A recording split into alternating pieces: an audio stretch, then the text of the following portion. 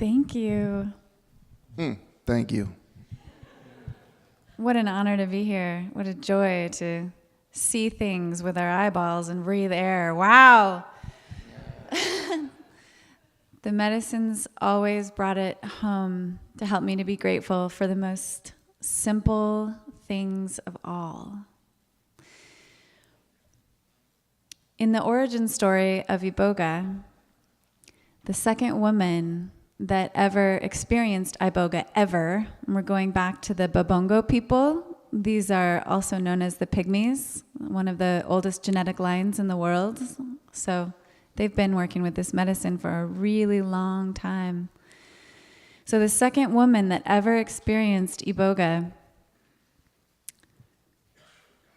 shared that the spirit of Iboga came to her and introduced itself to her and said, "Hello, I'm the spirit of Iboga. I have been watching you humans for a long time, and I have been listening to your questions." Because we have a lot of questions. We're very curious. There's a lot of cogs and wheels up there asking things like, what does life mean? What is God? Important questions. We get really curious.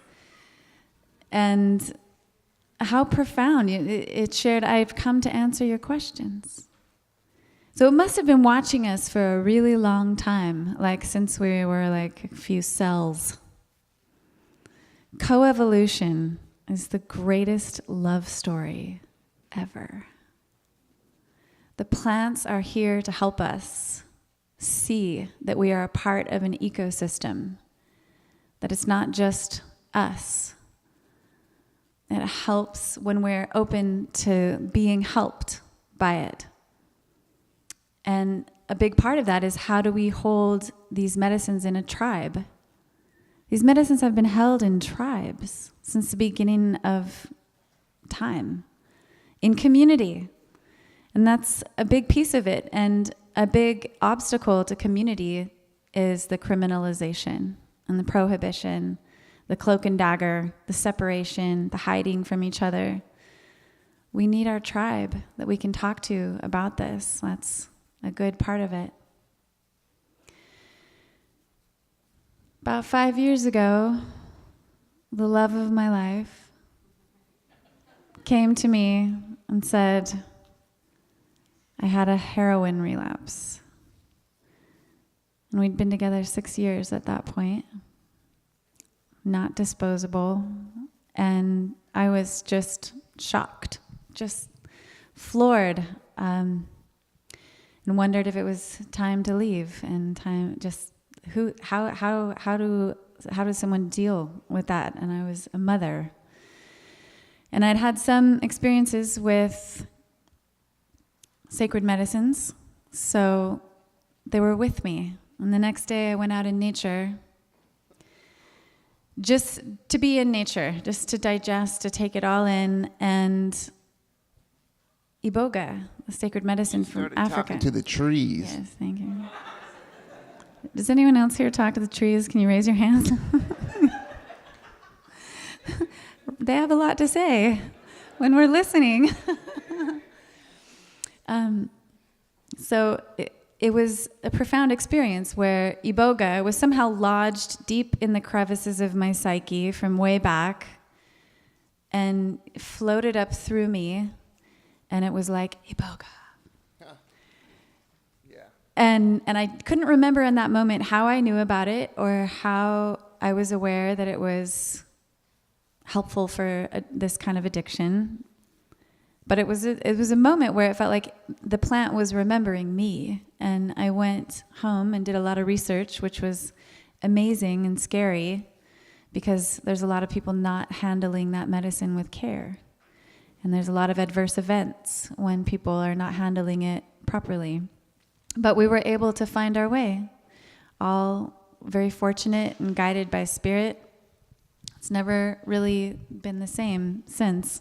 We've been to Africa 3 times now and continue to work with that medicine and be students of that medicine. And all plant medicines are in cahoots. It is one ecosystem. Sometimes they're like, hey, go see Iboga. And sometimes they're like, you really need a deep dive with psilocybin. You know, they communicate and help us with their individual medicine. And I'm really grateful.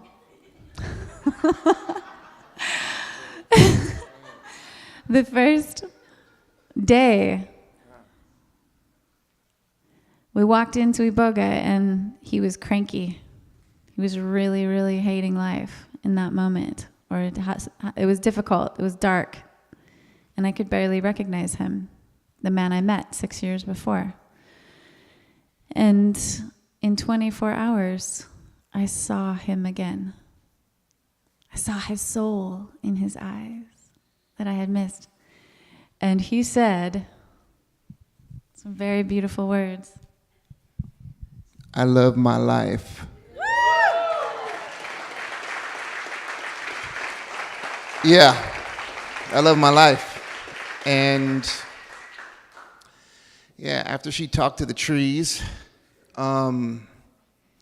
she said Iboga, and I was like, yeah, I've heard of that before. But then I was like, you know what? I was like, fuck this shit. I'm not even about this type of stuff. I was never about anything psychedelic because beforehand, you know, I was 15 years clean, militantly clean off substances.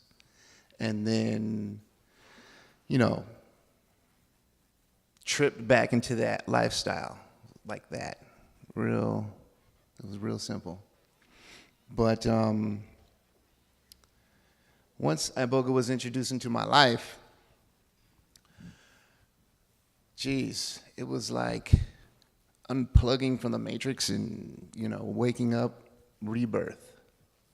And within 24 hours, shedding a whole skin, a darkness, and waking up out of that darkness, and then coming into life.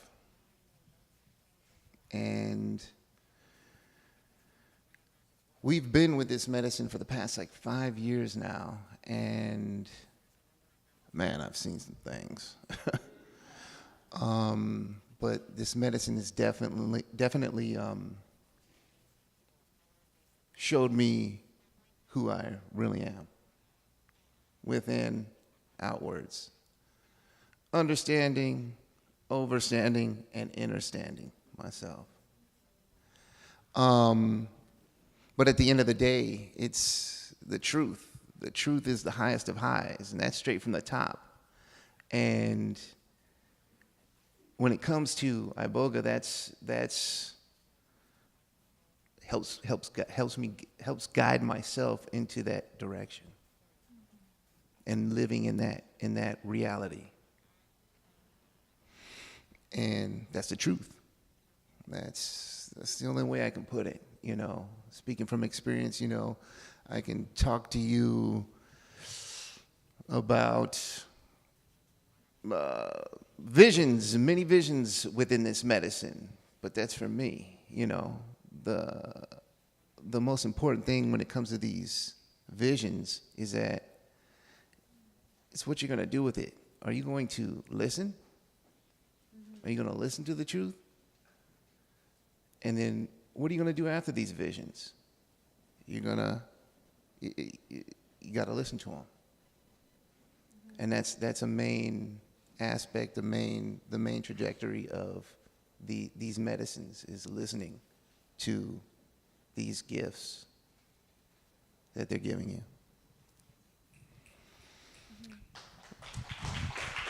But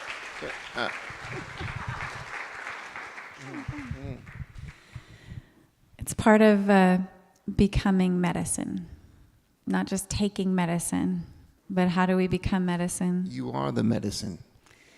A little bit every day. So thank you very much.